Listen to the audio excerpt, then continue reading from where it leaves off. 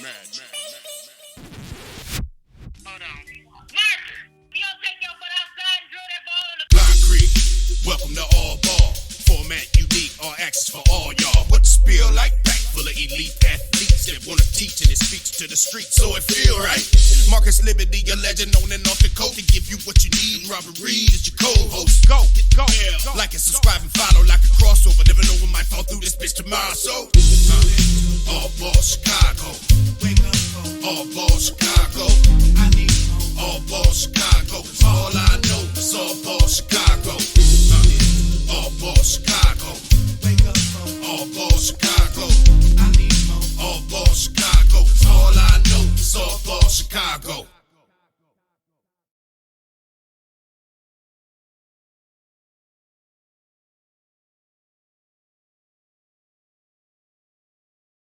To another edition of All Ball Chicago on the Believe Podcast Network. I'm your co-host, Robert Bobby Reed, and I got the legend, the MVP veteran, the McDonald All-American, your host, Marcus, living in the building. What's up, Marcus? What's up, my beautiful people? Man, it's all good over here, man. Enjoying life, having a good old time. How about yourself, man? I'm chilling. You know, we got some good weather up here in Chicago today, boy. Woo! Man, I'm so glad, man. I got on shorts and cargo shorts, man. Let's go. Wow, man. So yeah, man, it's interesting, man, just to see what's going on in this world, man. And we all missing sports, man. But just thinking about all the great, coaches that came out of Chicago and in the state of Illinois in general. But man, the guest that we gonna have on today, man, is gonna be bananas, man, for real. I think, I know we shared that on our timelines, but having Ms. Gators join us, Dorothy Gators, Marshall coach join us in a few, it's gonna be special, man. So make sure you guys have your questions and stuff, because here she comes right now. She'll be joining us in a few. Miss Gators will be, there she is. There she is, the legend. Welcome to the show. The legend will be in the building. Soon we get her mic right, she will be joining us on live. All Ball Chicago. We got the legend. Dorothy Gators in the building. Let's go. Coach, can you hear her? I can hear you fine. Okay, all right. How you doing? I'm doing great, Marcus. How are you? Wow. It's been How you doing, Coach years. Gators? I'm Robert Reed, man. I feel honored to be amongst basketball royalty right now. I'm doing great, Robert Reed. How are you? I'm doing just great. Thank you so much for asking. Oh, my pleasure. But yeah. I usually give a spiel real quick, so let me just do my spiel quick. Go ahead. Welcome to All Ball Chicago. We got the legendary coach Dorothy Gators on the show today. Give it up for the Hall of Fame all-time winningest coach in the state of Illinois. Let's go! And you guys are having so much fun. Yeah. Oh, man. Yeah, Ms. Gators, we're having a ball, and we try to bring on, people, especially people like yourself, who's been doing a lot of great things for Chicago, especially in young African-American women. And we had a guy on the other day, which he loves you. He came on the other day and he was talking so highly of you, and just, he's a Marshall Commando, and Sean. Oh, Sean, my heartbeat.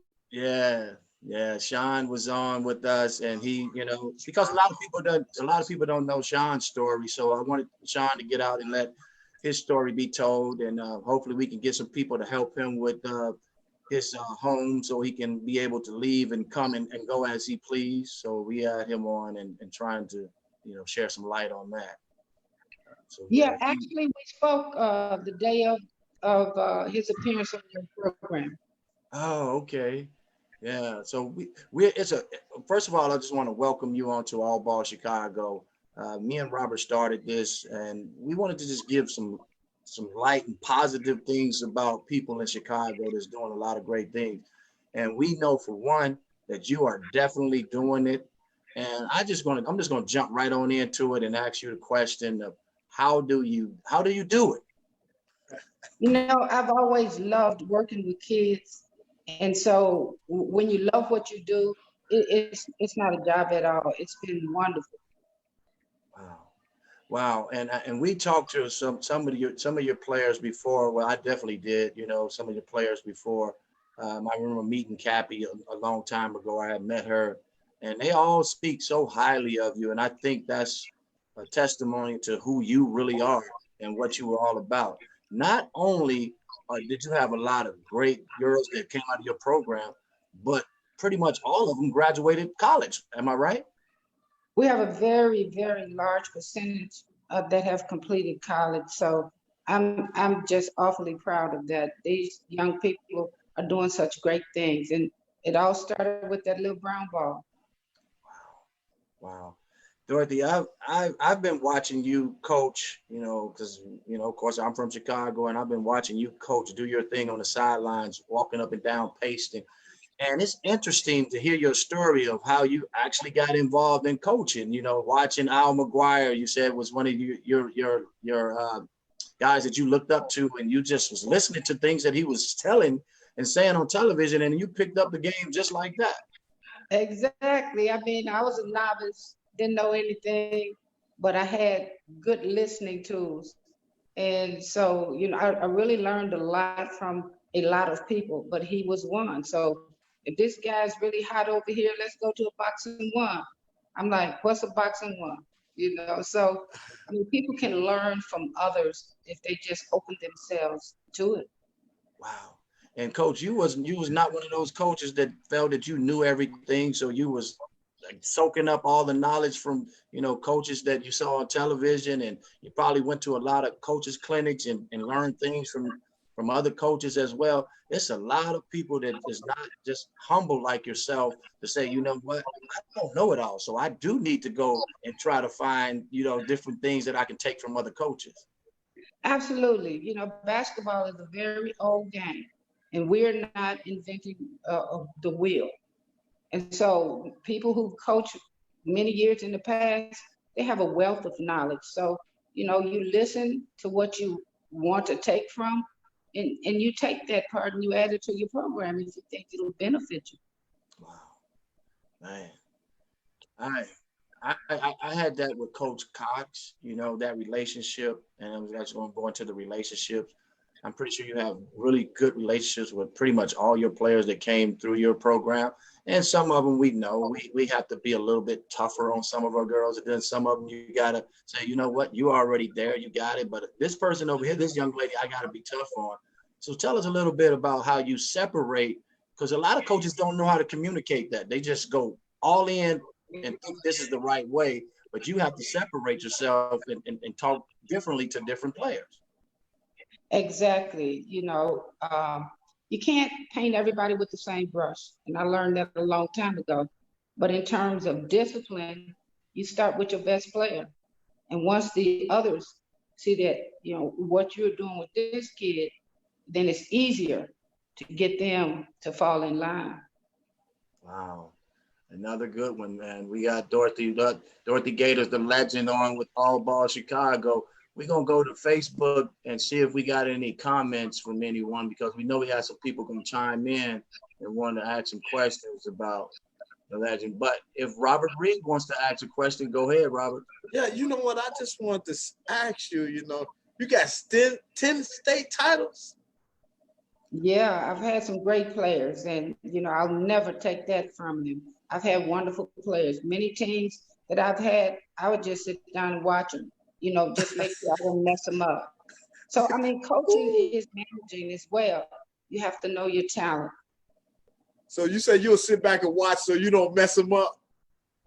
That's correct. Cappy's team, I could sit back and watch. Wow.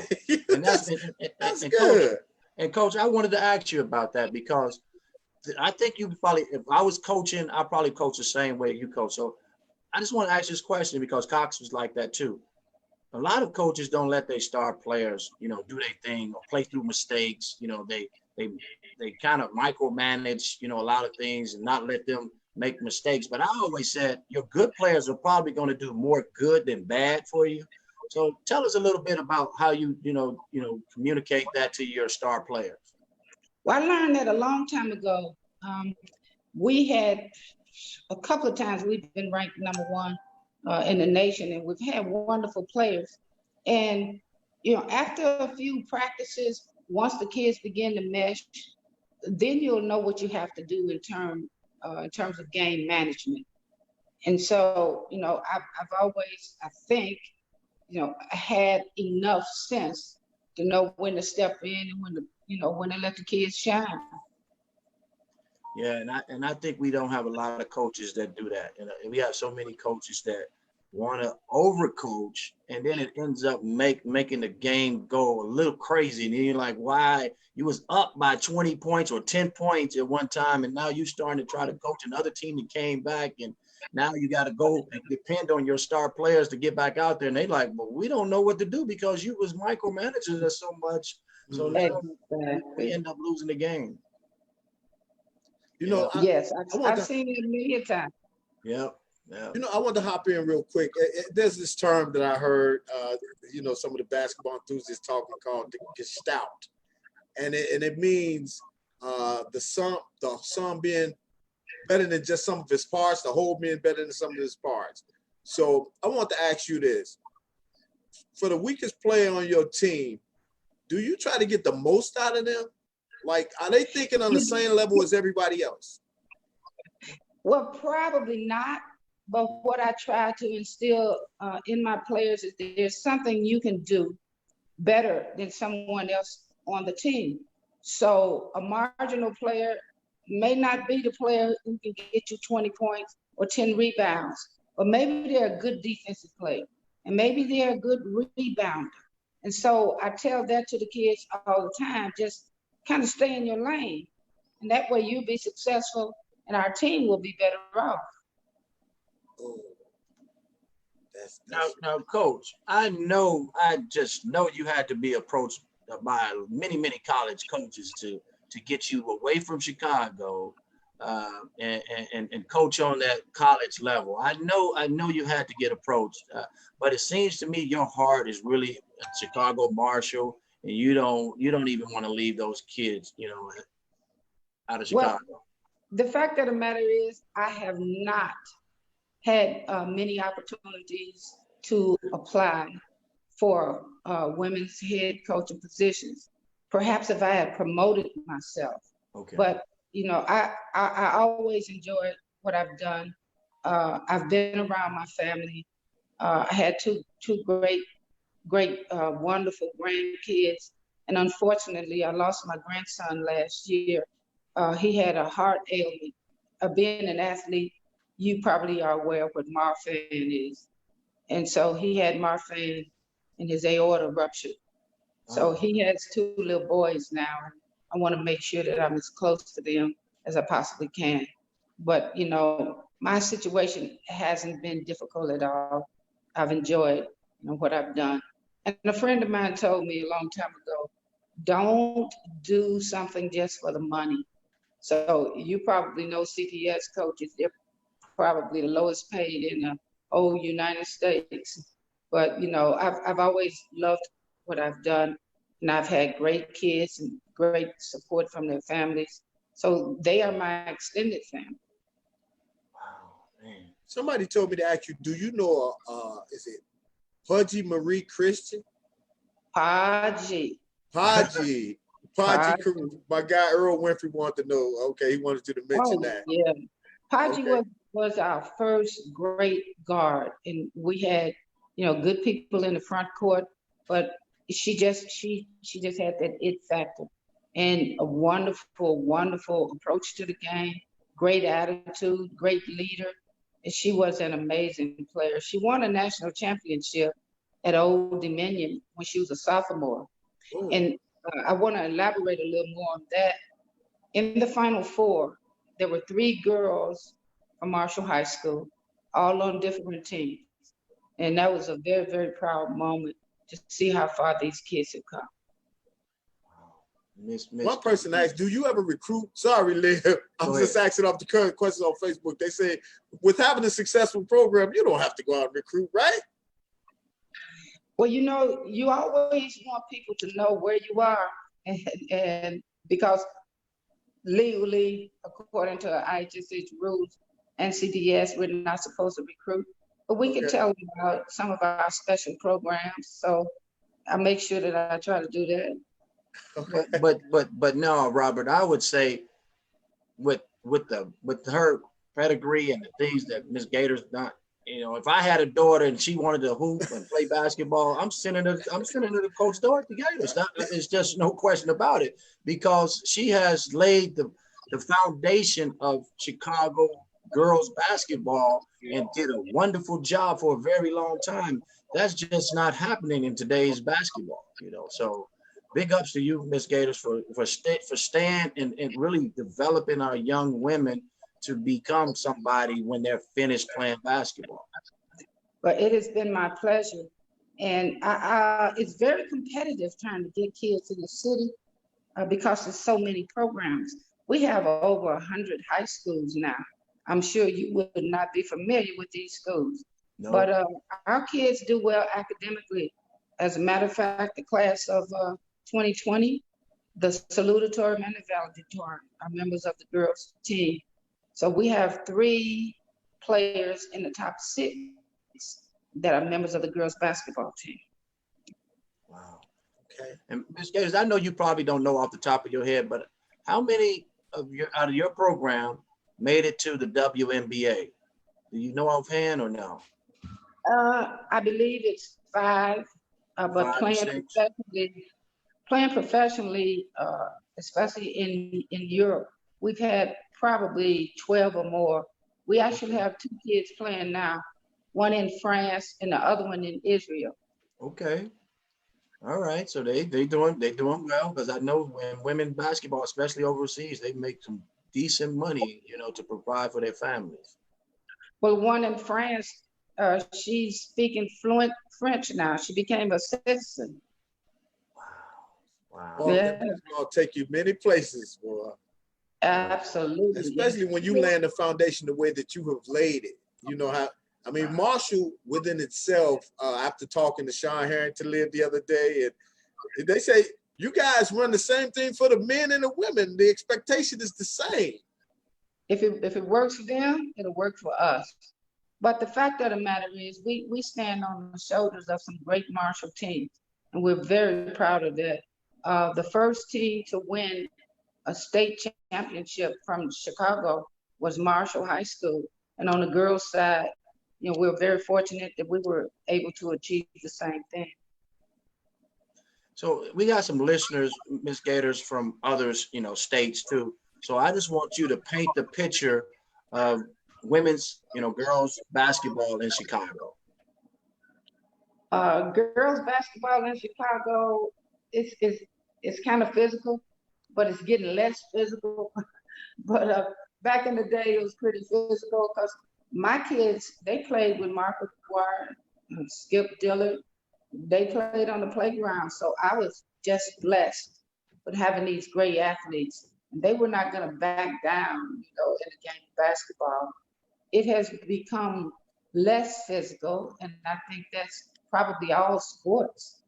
Most sports now really geared to protecting athletes from injuries and sportsmanship, and I think that's great. But when you look at the Bulls games, and I've been watching the documentary with over 6 other million people, and the type of basketball that was played then would not be allowed in the NBA today.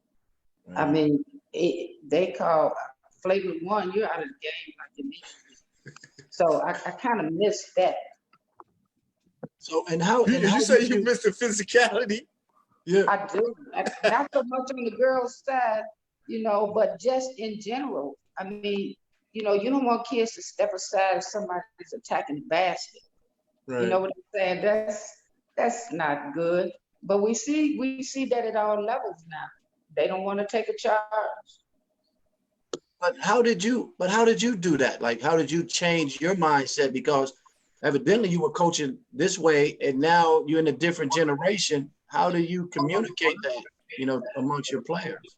Well, we go over the rules every year, National Federation rules, but the whistle will determine what you can do in the game. So if the officials are calling the game real tight, then we can't do this. Mhm. So it's basically the referee's whistle. We're gonna do whatever they allow us to do. You gonna push the envelope? Yeah. I would have loved a bit of your huddle, boy. Game time, down the stretch. What you telling the team, coach? I'm telling them to go after the guards because they control the game. Ooh. And if we can control the guards, and if we got decent talent, we'll be all right. That's huge. That is huge. Live, you can still that. No, we don't want to give all your secrets up so teams can start being prepared for you. So, but yeah, that's pretty awesome that you say attack the guards, because if you cut the guards off, then I usually, like my coach used to always tell us, the point guards are usually the smartest people on the court. So if you can rattle them, you can pretty much win that game or be close to winning the game. Exactly. And so that's our primary purpose. We just want to play pressure basketball, but we're always going to go after the best players. Lock them down first, and then you're good to go. That's correct. Tracy Dildy say you his mentor. You supported him his entire career. So shout out to Coach Gators from Tracy Dildy. I'm going to support anyone from Chicago. I love to see our kids succeed. And I don't know if you guys, you might, Robert, remember Sam Puckett. I think he played at Hales, but it's been a long time ago. He was Steph Curry before there was Steph Curry. Drop that name again. What was his name? Sam Puckett. Sam Puckett. I think he went to Hales. But anyway, Okay. Just a short story. I got a text from my nephew today that Sam's son, who played at our school, and he was just a marginal player, but he just got his master's degree today, and I was just so pleased. So this is not a member of the girls' basketball team. He's a member of the boys' basketball team. Wow. He just wanted me to know of his success. Wow. Well, big shout out to him and for doing that. Shout out Sam Puckett. Yes, because we know a lot of young kids are not doing the right things, and we try as adults to guide them in the right direction. And I do know, Dorothy, that everybody I talk to about you, they have nothing but respect, and they love you. They definitely love you and love the things that you've been doing with them. And I know I think I just read something about Miss Williams, one of your players, Kimberly, just got her degree, right, or something? Yeah, Kim Williams, amazing. She was, so I can compare some of these kids to their male counterparts. She was the most amazing player. We all called her Mike, and at that time, there's only one Mike, it was Mike Jordan. And she's changed so much over the years. She went back to school and got a degree, and she's working with kids now. And she's very spiritual. It has been amazing to see her growth. And you've seen that growth, and I'm sure you have too. For kids to finally find their niche, it's a pleasure to see them. Wow. Robert, any more questions on Facebook that we got? I want people to ask Ms. Dorothy Gators a lot of questions, man. Like, we got them. Oh man, I had just my screen that just blocked me out. You guys hear me? Yep. Okay, yeah. Okay, so there was a few people on here. They want to know that when did you know that you wanted to coach, though? I don't know if we asked that question. Right. So actually, that wasn't my intent. When I became a teacher, I was the youngest on the staff and the last one, the least experienced. So when they decided that they were going to start girls basketball, they asked everyone else on the staff, and it was 10 of us at the time, 9 people had turned the athletic director down. So he came to me. So I said, well, I'll give it a try. And so that's how it started. And Let what that year be was a that? lesson. And what year was that? In 1975. And you still there? I'm sort of there. Yes.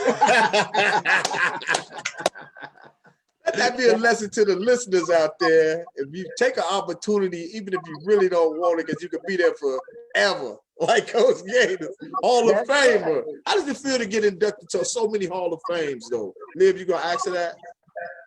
Well, No, she it's got a it. it's a Oh, dang, man, testament. my dog. It's a testament to my kids. As I said before, my job is not to Why is just my don't mess them up. And through that relationship, everybody kind of learned their roles. They worked hard, and so that's our blueprint. We're gonna come and work hard.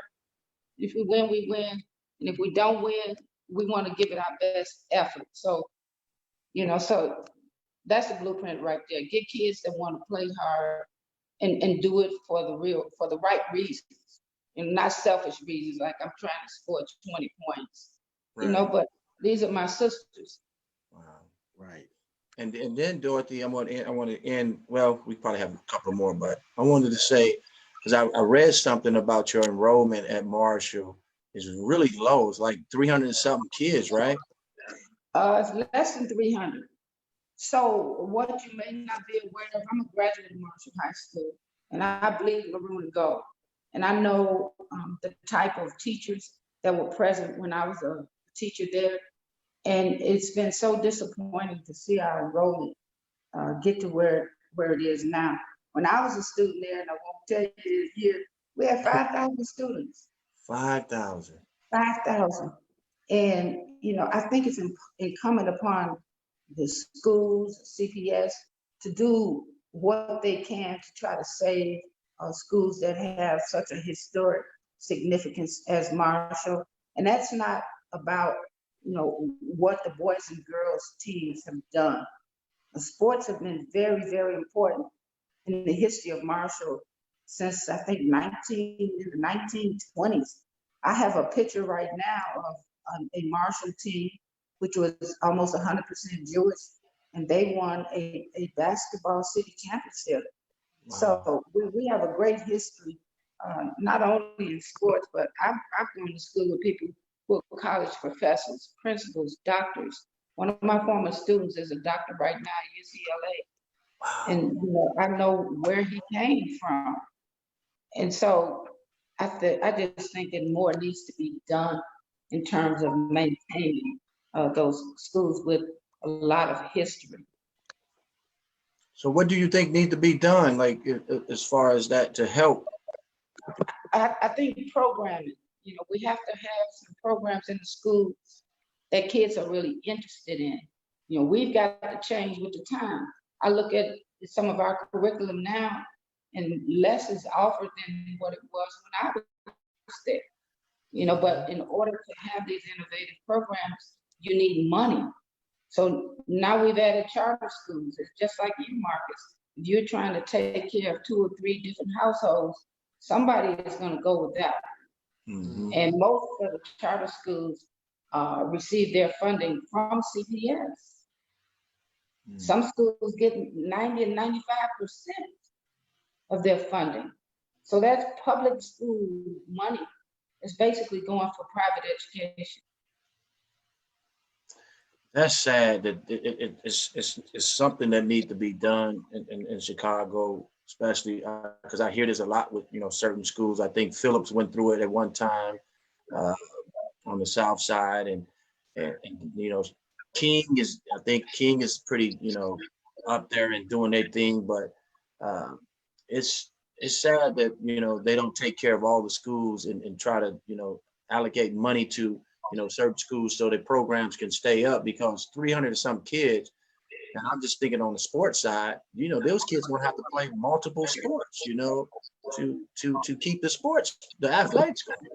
They do, and we strongly encourage our kids to play more than one sport. Matter of fact, if they're a basketball player, they're going to play another sport. But and it also keeps them under discipline. But you know, we really need to get money to schools that really need it. If you're a school, say Whitney Young or Lane, you have 4,000 students.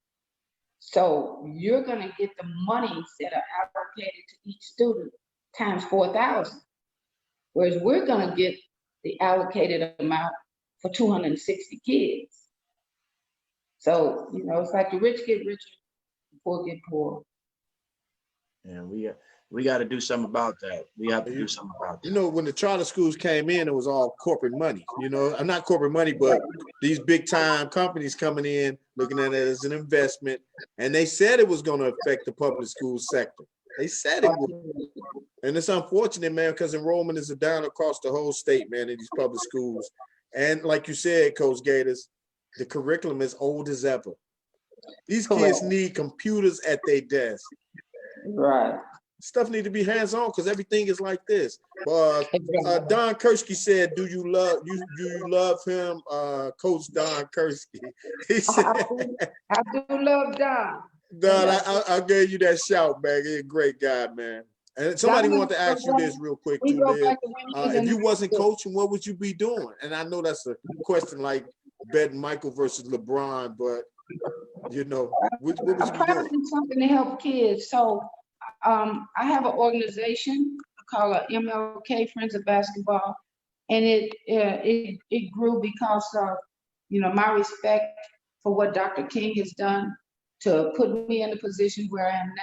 And I think many times these kids, they think Dr. King came along with Abe Lincoln.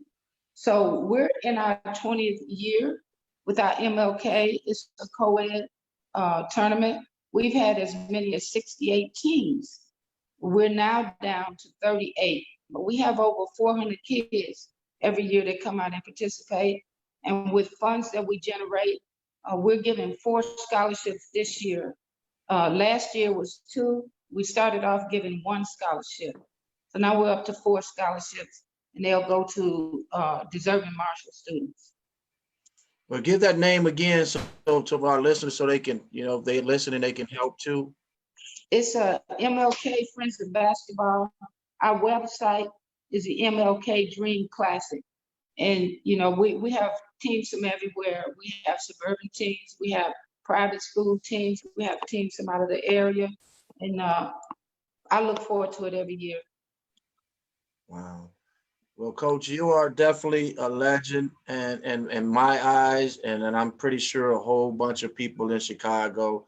You are the queen of basketball, Chicago basketball, and we, All Ball Chicago, love you, and we want to continue to support you, and whatever else you need from us, we gonna, you know, because we're gonna try to blow this All Ball Chicago thing up. So we want to support you in whatever you're doing. Well, that's great, Marcus, and I've enjoyed being part of your program. All right. And you too, Dorothy. Thank you, Coach Gators. I love you. You know, I feel honored. I'm on the platform with 2 legends, so that make me a legend, right? That's right. That's right. Well, thanks for coming on All Ball. Yeah, go ahead, Liv. Stay safe. You know, stay safe, Coach, and we will definitely be in touch. All right, guys. All Ball Chicago, man. Dorothy Gators, the head coach, the #1 coach in America to us. The head coach, my man Marcus Liberty. We out of here. All right, see you guys. All right, y'all. Don't forget to like and subscribe. Thank y'all for watching. Chicago, All Ball, Chi-Town.